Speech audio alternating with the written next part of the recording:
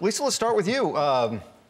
Your first, I guess, real big break was probably, what, the Disney, the Mickey Mouse Club? Yes, I would have answered that affirmatively, except we discovered this afternoon in the green room that my very first on camera was a Dairy Queen commercial when I was 11 years old here in Dallas-Fort Worth. And it's not that I'd really forgotten about that, but I just hadn't remembered it lately. And I was not on that Dairy Queen commercial. I did lots of them, but, you know, we had similar beginnings. Yeah, anyway. So you guys had that in common. Yeah, we do. All right, Lisa, from there, obviously, one of the things that most people probably remember you from is the Facts of Life show. Tell me a little bit about what some of your favorite memories are from that show.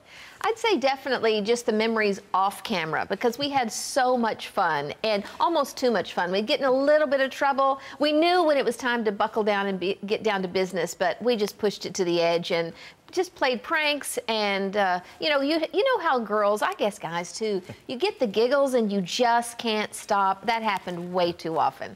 And you grew up here. Tell me a little bit about you were born in Texas. You grew up kind of in the Fort Worth area, right? Yeah, I was born and raised in Lake Worth. Went to Lake Worth Elementary School until 6th grade. Then that's when I moved to California to be on the Mickey Mouse Club. But then I got married in we finished the last episode of The Facts of Life in let's see, in 1988, March. I got married in July of 88, got pregnant in 89, then had a child in 90, 91, and 92. Okay. So obviously Mrs. Garrett taught me the facts of life. Apparently so. But I did raise my kids. I wanted to raise my kids in Texas. So we came back for their junior high, high school, and college years. My daughters graduated from UNT. No, that's awesome. All right, let's talk a little bit, Bob, about the Texas Country Festival, Reporter Festival. This is how many years you've been doing this? This is the 24th annual festival. You know, we started it in Dallas at a little park with about 4,000 people, and it's grown now to be the largest one-day festival in the state of Texas. We have anywhere between 50 and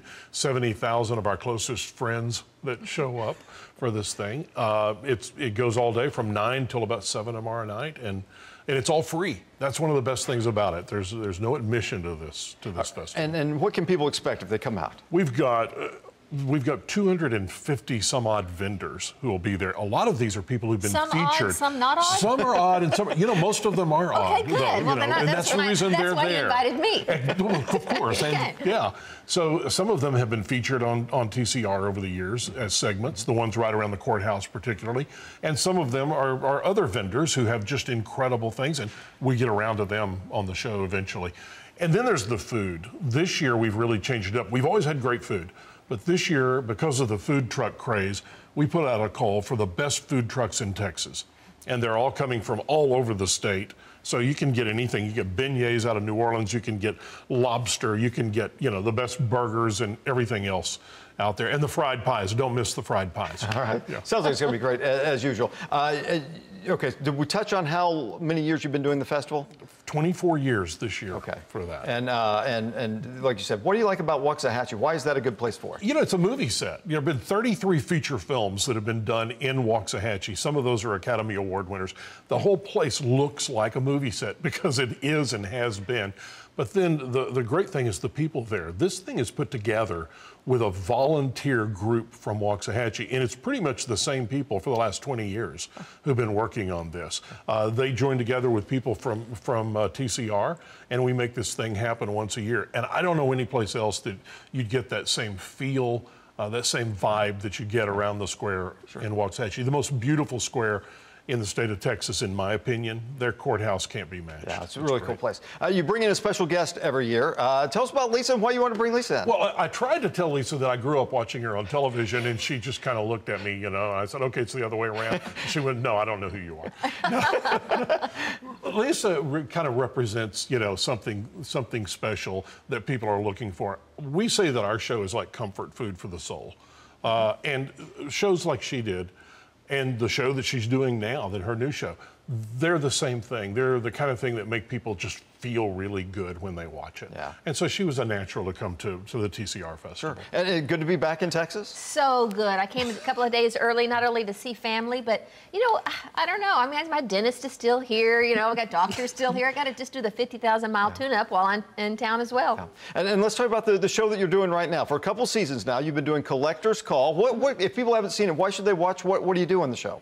Well, it really is so fascinating and interesting. I'm a life coach now, and so what I love about it is interviewing these collectors, because anybody who gets that passionate about one thing are going to be really fascinating. And there's a story behind that. There's a story behind every single one of these collectors, why they got started, and even individual pieces. And then I learn a lot. I ended up homeschooling my kids because I'm just a lifelong learner. So with every collection, it's like my world just opens and broadens. And so I think it's a heart connection and a head connection for our viewers. Oh, very cool. And this is the second season getting ready to come out now. Right, the second season. We've already taped all the 26 episodes of the second season, and it begins airing January 10th, I believe. You know, when you get in these shows, you always kind of start out with an idea, but it kind of takes on a life of its own. Oftentimes, it gets a little bit bigger and better with seasons. Is the second season a little bit better than the first season, you think? Absolutely. Did they feed you that question? No. Because it's so true.